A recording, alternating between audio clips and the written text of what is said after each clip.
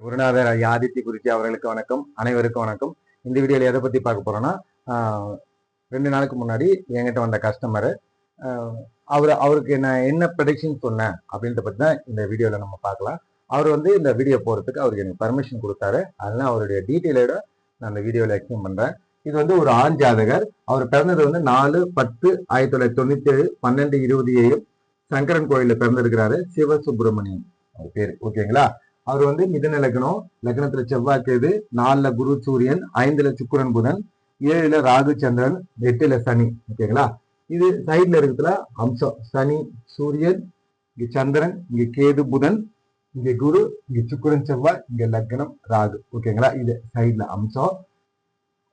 லக்னம் 21.44, சந்திரன் 19, சூரியன் 17, செவ்வாய் 18, புதன் 1, குரு 5, சுக்கிரன் 17, சனி 18, ராகு 1.23. ஓகேங்களா?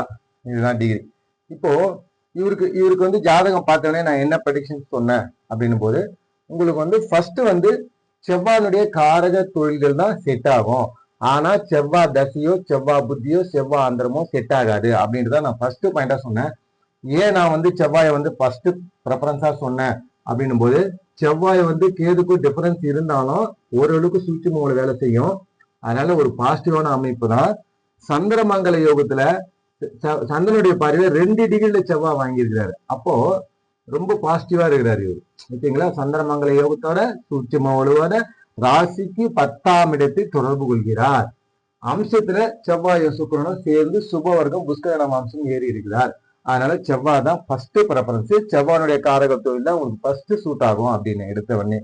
அதுக்கப்புறம் 2ஆம் நிலையா குருவும் சனியும் 12 டிகிரில கொஞ்சம் டிகிரி டிஃபரன்ஸ் இருக்கிறதுனால இவர் 2 டிகிரில சந்திரமங்கல யோகம் ஏற்பட்டு இருக்கு. இவர் 12 டிகிரி இருக்கிறதுனால 2ஆம் நிலையா சனி சுபத்துவம், 3ஆம் நிலையா சுக்கிரனும் புதன் இருக்கிறதுனால லக்னாதிபதி புதன் சுபத்துவம். இதுதான் இவருக்கு பாயிண்ட். நான் இந்த ஆங்கிள் தான் சொன்னேன். இப்போ அவருக்கு நடந்துட்டு இருக்குது செவ்வாய் தசை சுக்கிர புத்தி 5/11/2024 இருந்து 5/1/2026 செவ்வாய் தசை சுக்கிர புத்தி போயிட்டு இருக்கு. ஓகேங்களா? செவ்வாயுடைய காரக தொழில் தான் செட் ஆகும். ஆனா செவ்வாய் தசையோ, செவ்வாய் புத்தியோ, செவ்வாய் ஆந்திரமோ உங்களுக்கு செட் ஆகாது அப்படின்றதான் ப்ரெடிக்ஷன் சொன்னேன். அவர் என்ன சொன்னார்னாக்கா, நீங்க சொன்னது கரெக்ட் தான். நான் பிஎஸ்சி கேட்டரிங் முடிச்சுட்டு 20 வயசுலயே நான் பேக்கரி ஸ்டார்ட் பண்ணேன். நல்ல பிசினஸ் ரன் ஆச்சு. எனக்கு ஃபாஸ்டா நிறைய பிரான்ச்சஸ் ஓபன் பண்ணணும்னு ஆசை. ஃபர்ஸ்ட் நல்ல பேக்கரி, நல்லா பிசினஸ் நல்லா மூவ் ஆன உடனே நான் இன்னும் சில பிரான்ச்சஸ் ஓபன் பண்ணேன். கிட்டத்தட்ட 5 பிரான்ச் ஓபன் பண்ணேன். என்கிட்ட 50 பேர் லேபரா ஒர்க் பண்ணாங்க. அந்த அளவுக்கு ஃபாஸ்டா குரோ ஆச்சு. நான் ரொம்ப சின்ன பையன். அப்ப 20, 22 வயசு, 21 வயசு தான். எல்லாரும் என்ன ரொம்ப ஒரு மாதிரி ரொம்ப பொறாமையாச்சு. இவ்வளவு சின்ன வயசுல இத்தனை பேர் பிசினஸ் எந்த அளவுக்கு பண்றான், இத்தனை பேர் அவர்கிட்ட வேலை செய்யறாங்கன்ற அமைப்புல எல்லாருமே அந்த அளவுக்கு ஒரு ஃபாஸ்டா குரோ பண்ணிட்டு இருந்திருக்காரு. ஓகேங்களா? நல்ல பிசினஸ் ரன் ஆயிட்டு இருக்கு, நல்ல லாபகரமா போயிட்டு இருக்கு. பிரான்ச் ஓபன் பண்ணிட்டே இருக்கிறாரு. அதுக்கு அந்த டைம்ல சந்திர தசை செகண்ட் ஆஃப் வருது. அந்த டைம்ல ஏழரை சனி, ஜென்ம சனி கிராஸ் ஆகுது. ஓகேங்களா? அடுத்து வரப்போறது செவ்வாய் தசை. இந்த ஜென்ம சனி கிராஸ் ஆகிறதுனால இங்க சந்திர தசை 7ஆம் இடத்துல இருந்து நடக்கிறதுனால இவருக்கு கஜகேசரி யோகம் இருக்கு. சூரியனும் இது சந்திரனும் குருவும் இந்த கேந்திரத்திற்கு கஜகேசரி யோகம்ன்றதுனால தொழிலில் எதிர்ப்புகள் இருக்கும், வெல்வீர்கள் அப்படின்றது தான். அதுதான் கஜகேசரி யோகம். யானையும் சிங்கமும் சண்டை போடுற மாதிரி. அதுதான் ஐயா சொல்லுவாரு, கஜகேசரி யோகம் எதுக்கு எதிரி ஒருத்தர் இருக்கணும், அவர் அதுக்கப்புறம் ஜெயிக்கணும். அந்த மாதிரி எதிரி இல்லாத வாழ்க்கை தான் நிம்மதியான வாழ்க்கை அப்படின்ற மாதிரி குருஜி சொல்லுவார். இவர் கஜகேசரி யோகம் இருக்கிறதுனால தொழில போட்டிகள் இருக்கும், அதுக்கப்புறம் அவர் வெல்வார். எதிர்ப்புகள் இருக்கும், அதை வெல்வார் அப்படின்றதுதான் பாயிண்ட். ஆனா நமக்கு அவயோக தசை நடக்கும்போது கஜகேசரி யோகத்துல எதிரி தான் ஜெயிப்பாங்க, நம்மளால ஜெயிக்க முடியாது. ஏன்னா நமக்கு 6ஆம் அதிபதி தசை இருக்கும்போது இந்த கஜகேசரி யோகத்தினுடைய பாசிட்டிவ் நாம ஜெயிக்க மாட்டோம், எதிரி ஜெயிப்பாங்க. நமக்கு 5ஆம் அதிபதி தசை, 9ஆம் அதிபதி தசை சாதகமான தசாபுத்தி நடக்கும்போது இந்த எதிர்ப்புகளை நாம முறியடிப்போம், நமக்கு வெற்றி கிடைக்கும். ஓகேங்களா? இந்த கஜகேசரி யோகம் ரைட்டு தான். பட் அது நமக்கு பாசிட்டிவ் தசை வந்தா நாம ஜெயிப்போம். இல்லைன்னா நமக்கு வெற்றி வர்றது கொஞ்சம் கஷ்டமா தான் இருக்கும்.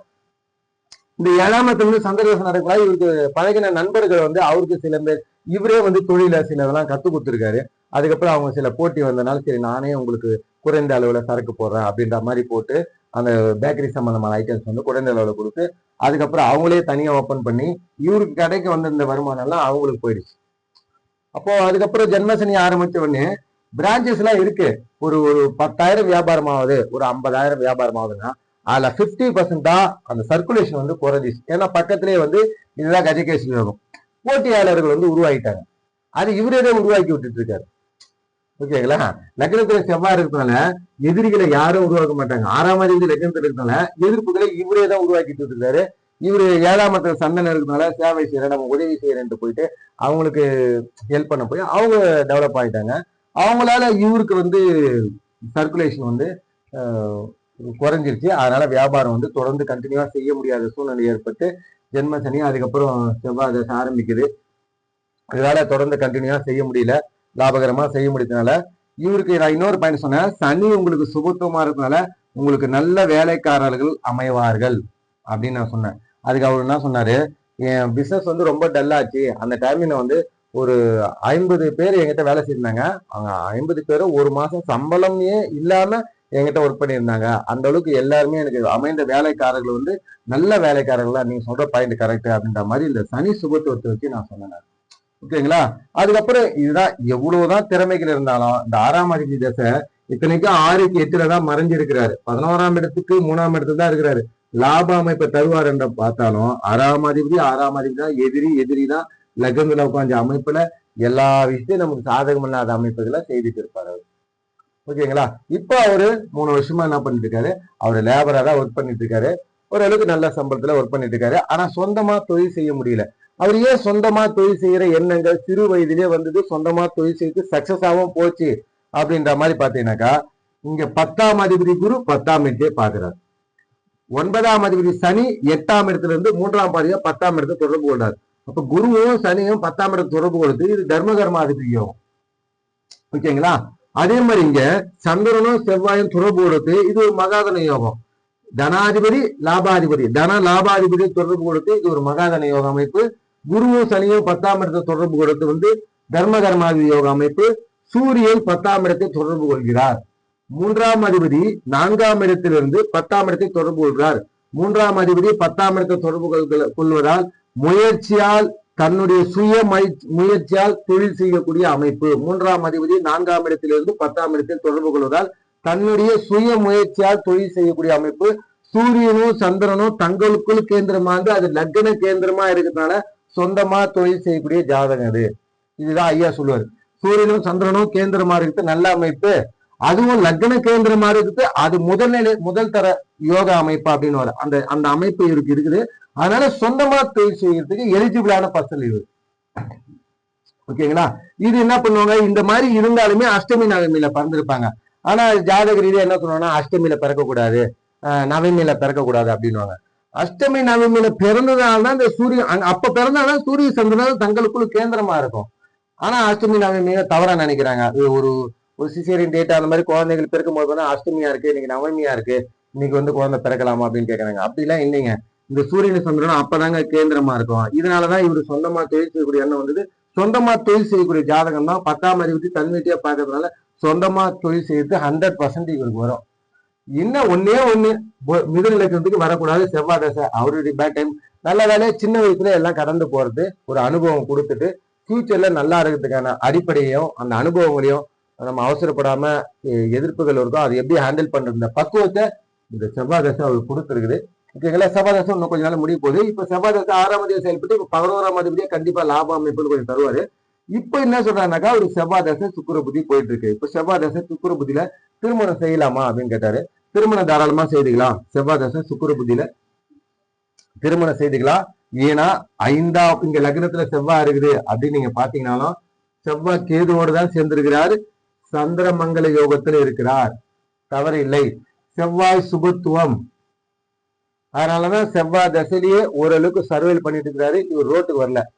ஓகேங்களா? கொஞ்சம் கடன் இருக்கு. பட் ஆனா இப்ப பிசினஸ் ஸ்டார்ட் பண்றது கேட்டாரு.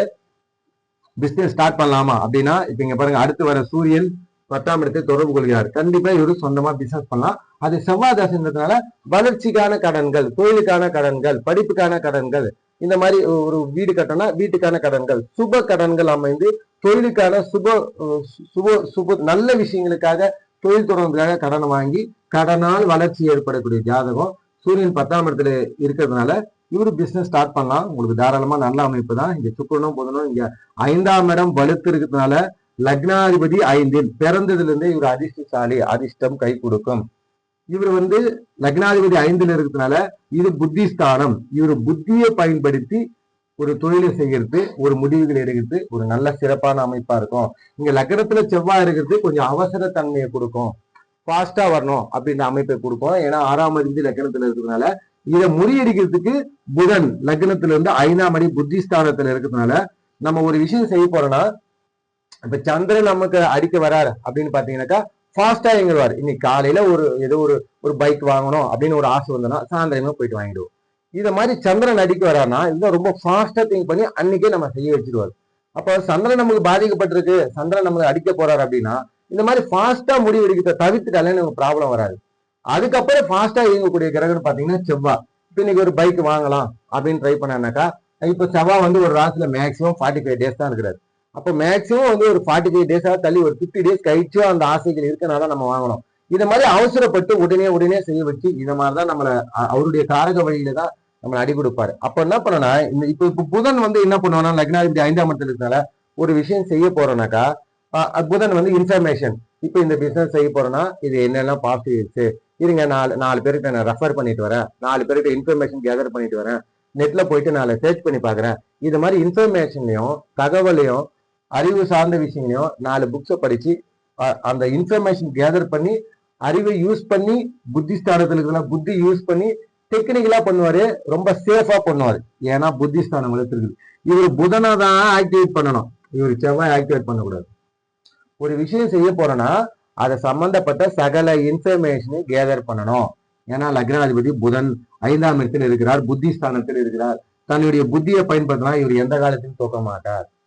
அதே மாதிரிதான் குரு அப்படிதான் அனலிட்டிக்கல் ஸ்கில். அவர் வந்து இப்போ கோர்ட்ல பாத்தீங்கன்னாக்கா ஏ பார்ட்டி ஒண்ணு சொல்லும், பி பார்ட்டி ஒண்ணு சொல்லும், ரெண்டுத்தையும் பார்த்து இதுல என்ன பாசிட்டிவ் இதுல என்ன நெகட்டிவ் ரெண்டுத்தையும் அலசி ஆராய்ச்சி கடைசியா ஒரு டெசிஷன் எடுப்பார்.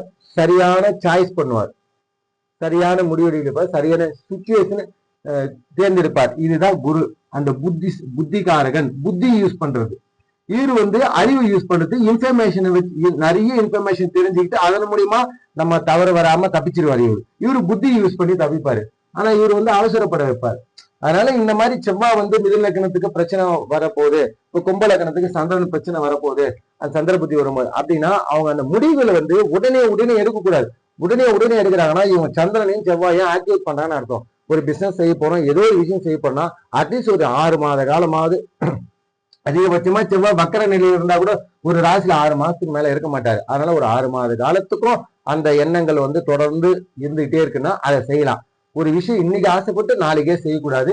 இந்த செவ்வாய் நமக்கு நெகட்டிவா இருக்கு, சந்திரன் நெகட்டிவா இருக்கு அப்படின்ற அமைப்பு. இப்ப கும்ப லக்னக்காரனுக்கு இந்த மாதிரி ஃபாஸ்டான விஷயங்களை செய்யக்கூடாது. மிதன லக்னக்காரன் கன்னி லக்னக்காரன் இந்த மாதிரி ஃபாஸ்டான விஷயங்களே செய்யக்கூடாது. உடனே முடிவெடுத்து செய்தீங்கன்னா அப்ப நீங்க செவ்வாய்க்குள்ள போயிருங்க. செவ்வாய் தான் அந்த மாதிரி ஃபாஸ்டா செய்யுது.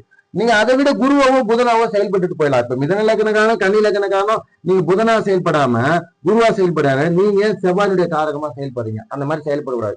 இது ஒரு லாஜிக். ஓகேங்களா? அப்ப மேக்சிமம் வந்து ஒரு பிளான் வந்து ஒரு 6 மாத காலமாக நமக்கு அது செய்தேதான் ஆகணும். நான் ஃபுல்லா பிளான் பண்ணிட்டேன், தொடர்ந்து எனக்கு அந்த ஆசைகள் இருக்கு, தொடர்ந்து அதுக்கான பயிற்சிகள் என்ன இருக்கணுங்க, சகல விஷயம். சப்போஸ் இப்படி நெகட்டிவா வந்தாலும் எப்படி ஹேண்டில் பண்றது அந்த அவேர்னஸ் இருக்கு. பாசிட்டிவா வந்தா எப்படி போலாம், 2 பக்கமும் அலசி ஆராய்ஞ்சி நான் ஒரு தீர்க்கமா இருக்கா, அது ரொம்ப லாங் டைம் பிளானா, ஒரு 1 இயர் பிளானா, 6 மந்த் பிளானா, ப்ரொசீஜரா கரெக்டா நான் லாஜிக்கலா எல்லாத்தையும் பண்ணியிருக்கேன் அப்படின்ற மாதிரி புதனுடைய இன்ஃபர்மேஷனையும் குருனுடைய புத்தி கூர்மையும் யூஸ் பண்ணி பண்ணா எந்த காலத்திலையும் அட்டமாதிரி திசையில கூட நம்ம தோக்க மாட்டோம். ஆனா இந்த கிரகத்துடைய வழியில போனோம். ஓகேங்களா?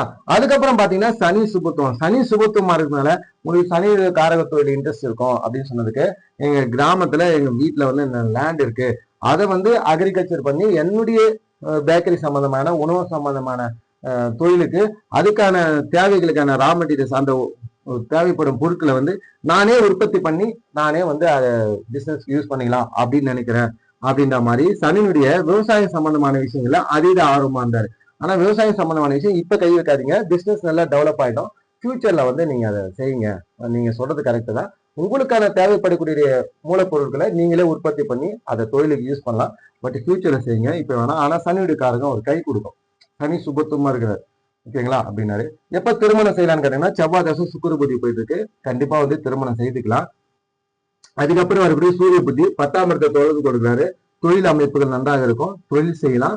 மூன்றாம் அதிபதின்றதுனால மூன்றாம் அதிபதி சூரியன்றதுனால நீடித்த தாம்பத்திய சுகம். சுக்கிரபதியில திருமணம் ஆச்சுனாக்கா நீடித்த தாம்பத்திய சுகமும் கொடுக்கும். ஏன்னா ஒரு மூன்றாம் அதிபதி 2வது குருவோட சேர்ந்துக்கிறதுனால குழந்தையும் தரதுக்கு வாய்ப்பு இருக்கு.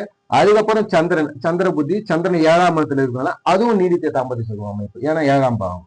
இவர் 3ஆம் அதிபதியா தாம்பத்திய சுகம் கொடுக்கக்கூடிய அமைப்புல இருக்கிறாரு. இவர் 7ஆம் அதிபதியா இது 7ஆம் வீட்டுல இருக்கிறதுனால தாம்பத்திய சுகம் கொடுக்கக்கூடிய அமைப்புல இருக்கிறார். ஓகேங்களா. அதுக்கப்புறம் ராகு தசை 7ஆம் வீட்டுல இருந்து தசை ஆரம்பிக்குது. அதனால செவ்வாய் தசை சுக்கிர புத்தியில நீங்க திருமணம் செய்திக்கலாம். அதெல்லாம் ஒண்ணும் இல்ல. சூரிய புத்தி, சந்திர புத்தி, அதுக்கப்புறம் இருக்கக்கூடிய ராகு தசை எல்லாமே 3-7 தொடர்பு வரதுனால நீடித்த தாம்பத்திய சுகம் அமைப்பு இருக்கிறதுனால திருமணம் செய்திக்கலாம். ஒன்றும் பிரச்சனை இல்லை. இப்ப ராகுதசை எப்படி இருக்கும் அப்படின்னு கேட்டாரு. ராகுதசை சந்திரனுடைய இணைவு, தனாதிபதியினுடைய இணைவு, லாபாதிபதியுடைய பார்வை. அப்போ லாப அமைப்புகளை நல்லா செய்வார். கண்டிப்பா தொழில் நல்ல வளர்ச்சியில இருக்கும், நல்ல லாபம் கொடுக்கும் அப்படின்னு சொன்னார். இந்த ராகு என்ன செய்வார், ராகு தசையில என்ன செய்வார் அப்படின்னு பாத்தீங்கன்னா, ராகு 7ஆம் வீட்டு பலனையும் 10ஆம் வீட்டு பலனையும் செய்வார். வீடு விருத்தம் கேந்திரத்தில் இருக்கனால, வீடு விருத்தம் சுபத்துவமா இருக்கனால எந்த தொந்தரவும் இல்லாம இயல்பா செய்வார். 7ஆம் வீட்டு பலனையும் 10ஆம் வீட்டு பலனையும் ராகு செய்வார். தனாதிபதியை சேர்ந்துக்கிறதுனால 2ஆம் வீட்டு பலனையும் செய்வார். 6ஆம் அதிபதி 11ஆம் அதிபதி சேர்ந்து இருக்கிறதுனால லாப பலனையும் செய்வார், 6ஆம் வீட்டு பலனையும் செய்வார். இப்ப இங்க ராகு 7, 10, 2, 6, 11 இந்த பலன்களை தான் அவர் செய்ய போறார். சுபத்துவமா செய்வார். ஏன்னா வளர்பிறை சந்திரனோட சேர்ந்திருக்கிறார். வளர்பிறை சந்திரன் லக்னத்தை பார்க்குது, லக்னம் சுபத்துவம், லக்னாதிபதி சுக்குனோட சேர்ந்து லக்னாதிபதி சுபத்துவம். 10ஆம் இடத்தை குரு பார்க்கிறார், சூரியன் பார்க்கிறார், சனி பார்க்கிறார். தர்மகரமாக யோகத்துல சூரியனும் சந்திரனும் தங்களுக்குள்ள கேந்திரமா இருந்து லக்ன கேந்திரமா இருந்தாலும் நல்ல அமைப்பு. லக்னாதிபதி சுபத்துவம், லக்னம் வளர்பிறை சந்திரயால் சுபத்துவம் அந்த அமைப்புல ராகுதசையில 7ஆம் வீட்டு பலனோ 10ஆம் வீட்டு பலனோ 7ஆம் வீட்டு வழியா சுபத்துவமா நடக்கும். தன அமைப்புகளும் லாப அமைப்புகளும் தரும். 6ஆம் அதிபதினு ஒரே ஒரு பாயிண்ட் வருதுன்னா 6, 8, 12 காம்பினேஷனா வந்ததான் பிரச்சனை. இங்க 6 மட்டும் தான் வருது. அதனால சுப கடனால வளர்ச்சிகள் இருக்கும், கடன் இருக்கும். செவ்வாயுடைய பார்வை வாங்கறதுனால இவர் பிரான்சஸ் ஓபன் பண்ணாலும் கடன்களோட வாழ்க்கை இருக்கும். ஆனா சுப விஷயங்களுக்கான கடன்களா இருக்கும். கடன் இந்த மாதிரி செவ்வாயுடைய பார்வையில ராகுதசை இருக்கிறதுனால ஏதோ ஒரு கடன் லோனை ஃபுல்லா க்ளோஸ் பண்ணிடாம ஏதோ ஒரு லோன் அப்படியே வச்சுட்டே இருக்கலாம், அந்த மாதிரி அமைப்பு. அதுக்கப்புறம் குரு தசையில செவ்வாயுடைய பார்வை இருக்கு. இப்பயும் லோனை ஜீரோ ஆக்க கூடாது. இந்த ஜாதகத்துக்கு சொல்லக்கூடிய இன்ஃபர்மேஷன் தான். லோனை ஜீரோ ஆக்காம ஏதோ ஒரு லோன் இருந்துகிட்டே இருக்கணும். செவ்வாயுடைய பார்வை குரு வாங்கியிருக்கிறார். குரு தசை நல்லா இருக்கும். 10ஆம் இடத்தை தொடர்பு கொடுத்ததுனால நல்ல அமைப்பு. 7ஆம் வீட்டு பலனோ 10ஆம் வீட்டு பலனோ 4ஆம் வீட்டு வழியா சுபத்துவமா செய்வாரு. சொந்த தொழில நல்ல அமைப்பு தான். அதுக்கப்புறம் சனி தசையும் சுபத்துவமா தான் இருக்கு. அதுக்கப்புறம் புதன் தசையும் சுபத்துவமா இருக்கு. வரக்கூடிய காலகட்டங்கள் எல்லாமே நல்லா இருக்கிறதுனால நல்ல ஜாதகம் எனக்கு தெரிஞ்சு ஒரு 75 மார்க் 75 to 80 மார்க் கொடுப்பேன். நல்ல ஜாதகம்னா நல்லா ஒரு நம்பிக்கையான மனிதர் தான்.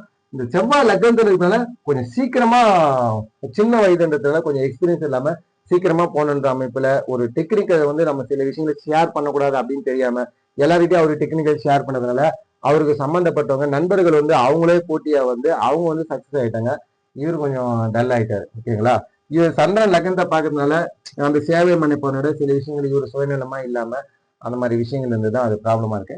பட் இது ஒரு நல்ல ஜாதகம்லாம். லக்ன கிரகங்கள் தனித்தனியா இருந்து எதுவும் ஒண்ணு கெடுத்துக்காம இயல்பா இருக்கு. ஒரு நல்ல ஜாதகம் தான். நல்லா ஒரு லைஃப்ல வரக்கூடிய தசைகள் எல்லாமே நல்ல அமைப்புல இருக்கனால எந்த ப்ராப்ளம் இல்லை. ஓகேங்களா.